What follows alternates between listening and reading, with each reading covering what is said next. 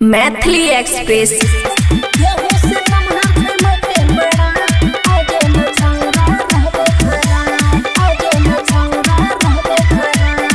खुशी recording studio. गेहूं से नमहर छे मकई बड़ा अनेर छौरा रहबो खरा। गेहूं से नमहर छे मकई बड़ा अनेर छौरा रहबो खरा। गेहूं छे छोट छोरा जे भी धरा अगल बगल चाही लोग खड़ा। गेहूं छे छोट छोरा जे भी धरा अगल बगल चाही लोग खड़ा। अगल बगल चाही लोग खड़ा। अगल बगल चाही लोग खड़ा। अगल बगल चाही लोग खड़ा। ले ले चुम्मा गाल पे छोरा।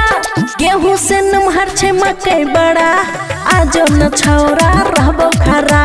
गेहूं से नमहर छे मकई बड़ा आजो न छौरा रहबो खरा।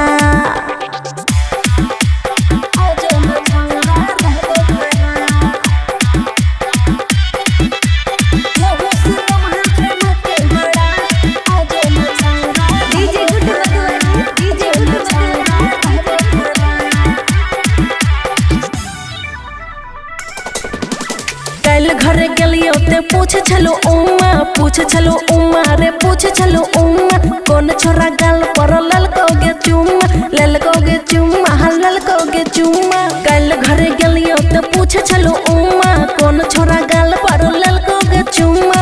लले न छोरा रे खरे खरा झूठो से करे नहीं मैटर बरा। लले न छोरा रे खरे खरा झूठो से करे नहीं मैटर बरा।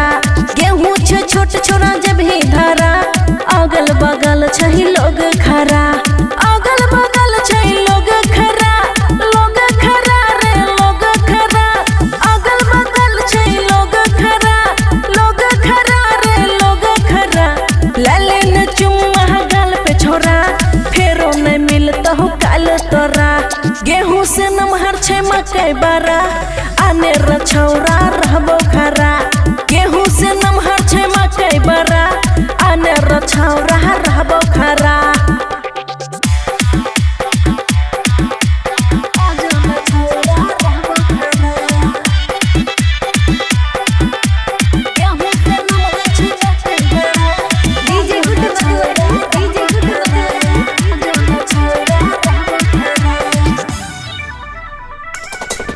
रे चोली छे टाइट छोरा चुए छे दूध रे चुए छे दूध रे चुए छे दूध रे। ढोरी के नीचा तू को देन सुधरे को देन सुधरे को देन सुधरे। चोली छे टाइट छोरा चुए छे दूध रे ढोरी के नीचा तू को देन सुधरे। राइटर रूम प्रकाश गलिए धारा टोला में हल्ला भेले बहुते बड़ा। राइटर रूम प्रकाश गलिए धारा टोला में हल्ला भेले बहुते बड़ा। गेहूं छे छोट छोरा मकई बड़ा आजो न मिले रहबो खरा। गेहूं छे छोट छोरा मकई बड़ा आजो न छौरा रहबो खरा। खुशी रिकॉर्डिंग स्टूडियो बलुआहा।